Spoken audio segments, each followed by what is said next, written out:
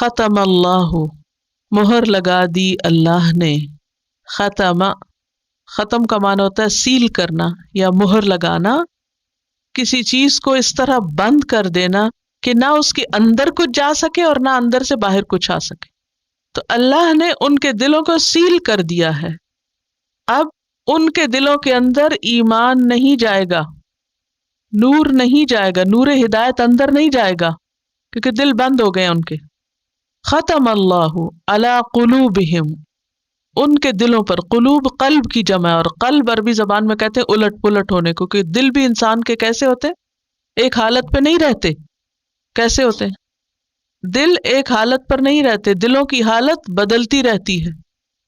کبھی آپ ایک چیز کو، ایک کھانے کو بہت انجوائے کر رہے تھے، اور کبھی دوسرے وقت میں اسی کھانے کو آپ کا دل نہیں چاہ رہا تھا. اب بھئی کھانا تو وہی ہے، آپ کو کیا ہوا؟ آپ کا دل بدلا ہوا ہے. تو دل کو دل کہتے ہی اس لیے ہے کہ وہ ایک حال پر نہیں رہتا، الٹ پلٹ ہوتا رہتا ہے. اسی لیے ہمیں دعا مانگنی چاہیے، یا مقلب القلوب ثبت قلبی علی دینک. اے دلوں کو الٹ پلٹ کرنے والے، ہمارے دل کو اپنے دین پر جما دے.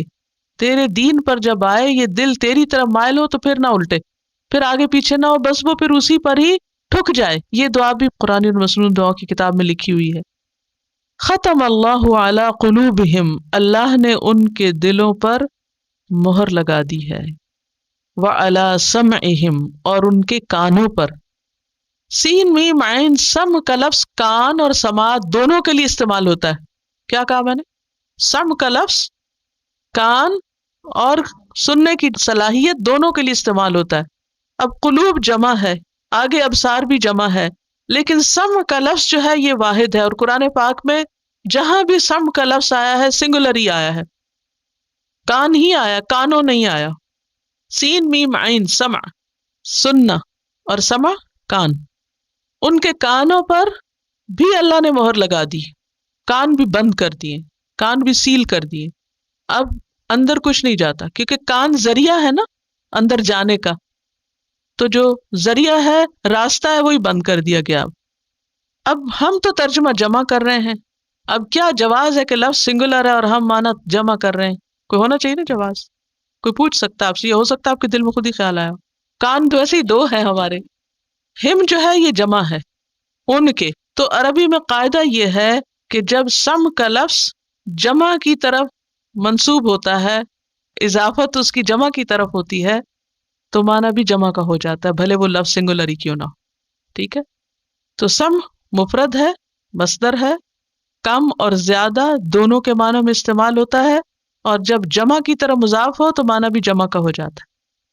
وَعَلَىٰ سَمْعِهِمْ، اور ان کے کانوں پر بھی مہر ہے، پردہ نہیں کہا، مہر ہے. وَعَلَىٰ أَبْصَارِهِمْ غِشَاوَةٌ، اور ان کی آنکھوں پر پردہ ہے. ابصار بصر کی جمع ہے، آنکھ، اور یہاں ہے آنکھیں. آنکھوں پر غشاوتن پردہ ہے، اس لیے وہ حق کو دیکھ نہیں سکتے. ان کے دلوں پر مہر ہے کہ حق دل میں نہیں جاتا. کانوں پہ مہر ہے کہ وہ حق بات سننے میں دلچسپی نہیں رکھتے، سن کے فائدہ نہیں اٹھاتے. آنکھوں پہ پردہ ہے کیونکہ حق دیکھ نہیں سکتے. ختم اللہ علی قلوبہم وعلی سمعہم وعلی ابصارہم غشاوہ ولہم عذاب عظیم.